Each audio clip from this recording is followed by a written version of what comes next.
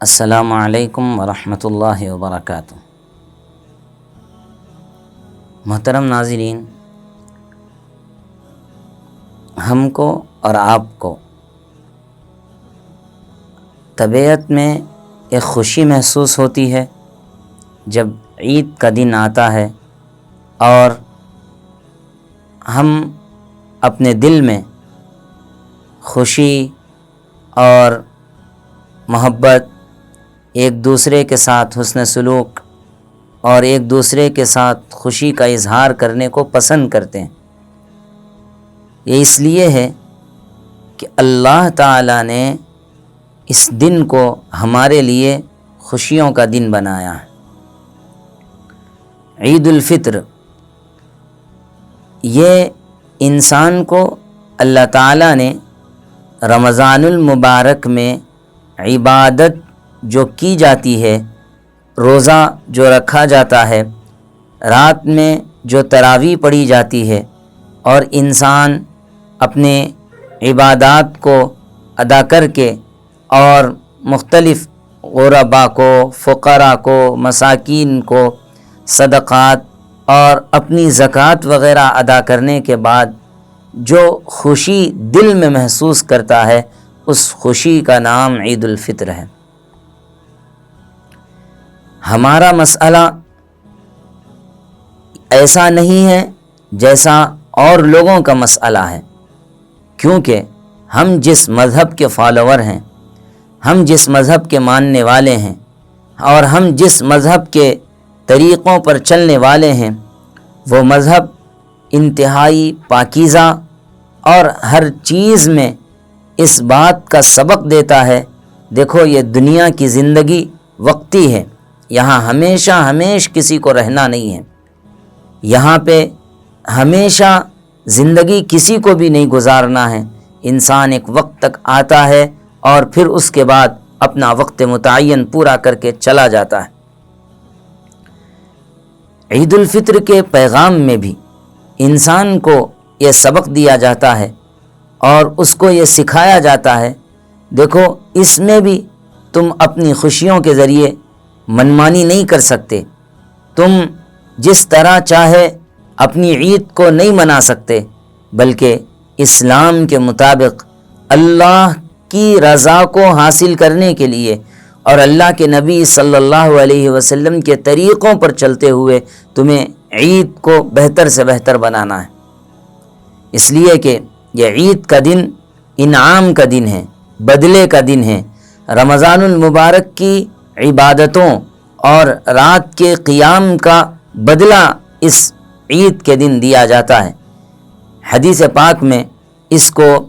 یوم الجوائز سے بھی تعبیر کیا گیا ہے، جس طرح عید کی رات کو لیلۃ الجائزہ کہا جاتا ہے، اسی طرح سے عید کے دن کو یوم الجوائز سے بھی تعبیر کیا ہے۔ تو یہ انعام کا دن ہے، بدلے کا دن ہے، اور اللہ اور اس کے رسول صلی اللہ علیہ وسلم کی نظر میں عید کا دن ہے۔ اللہ کے نبی صلی اللہ علیہ وسلم نے عید الفطر کے بارے میں ارشاد فرمایا، ان لکل قوم عیدا وہذا عیدنا، ہر قوم کے لیے ایک عید ہوتی ہے، اور عید الفطر یہ ہمارے لیے عید کا موقع ہے۔ دین اسلام میں صرف دو عیدیں ہیں، ایک عید الفطر ہے اور ایک عید الاضحیٰ ہے، اور اس کی طرف اللہ کے نبی صلی اللہ علیہ وسلم نے اشارہ کرتے ہوئے فرمایا کہ یہ ہمارے لیے خوشی کا موقع ہے، مسرت کا موقع ہے۔ اور اس دن میں اللہ تعالیٰ بندوں کو اپنی رضا عطا فرماتے ہیں، بے حساب بندوں کی مغفرت فرماتے ہیں اور ان کے اعمال پر خوش ہوتے ہیں۔ حدیث پاک میں آتا ہے کہ اللہ تعالیٰ عید کے دن فرشتوں کو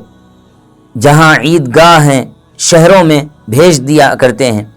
اور وہ فرشتے سڑکوں پر اور چوراہوں پر کھڑے ہو جاتے ہیں اور عید کی نماز کو جانے والے انسانوں کو دیکھتے ہیں۔ اللہ تعالیٰ ان کے عیدگاہ میں پہنچنے کے بعد فرشتوں سے سوال کرتے ہیں کہ اے میرے فرشتوں، بتاؤ اس شخص کا کیا صلہ دیا جائے، اس شخص کی کیا مزدوری دی جائے جس نے مزدوری مکمل ادا کر لی ہو، جس نے بندگی کا حق ادا کیا ہو اور جس نے میری بندگی کی ہو، تو اس مزدور کا کیا بدلہ ہے؟ فرشتے کہتے ہیں اس مزدور کا بدلہ یہ ہے کہ اس کو پورا پورا اجر دیا جائے۔ تو اللہ تعالیٰ اس مزدور کی، اس فرشتے کی اس بات پر اللہ تعالیٰ ان سے فرماتے ہیں اے میرے فرشتوں گواہ رہنا، میں نے ان سب کی مغفرت کر دی ہے، میری عزت کی قسم، میرے جلال کی قسم، میری رحمت کی قسم، میں نے ان سب کو معاف کر دیا، اور وہ عید گاہ سے ایسی حالت میں لوٹتے ہیں کہ ان کے گناہ معاف کر دیے جاتے ہیں۔ تو عید کا دن انعام کا دن، عید کا دن بدلے کا دن، اور عید کا دن وہ مسلمانوں کا اور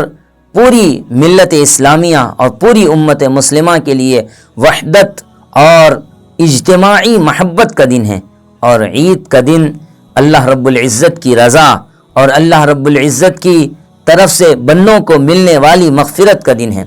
تو یہ عید الفطر کے فضائل ہیں، اس لیے عید الفطر میں ہم اپنے دلوں کے اندر محبت پیدا کریں اور سب سے ایک یگانگت کے ساتھ، سب سے محبت کے ساتھ پیش آئیں، سب کے ساتھ اچھا برتاؤ کریں، اور انسانیت کے ساتھ ہم ہر ایک کے جذبات کا لحاظ کریں اور ایک دوسرے سے محبت کریں۔ بلا شبہ اس بات کی ضرورت ہے کہ ان حالات میں ہم عید الفطر کے اس پیغام کو ساری دنیا تک پہنچائیں۔ اللہ پاک ہمیں عید کی خوشیاں نصیب فرمائیں اور عید کی قدر کی توفیق نصیب فرمائیں۔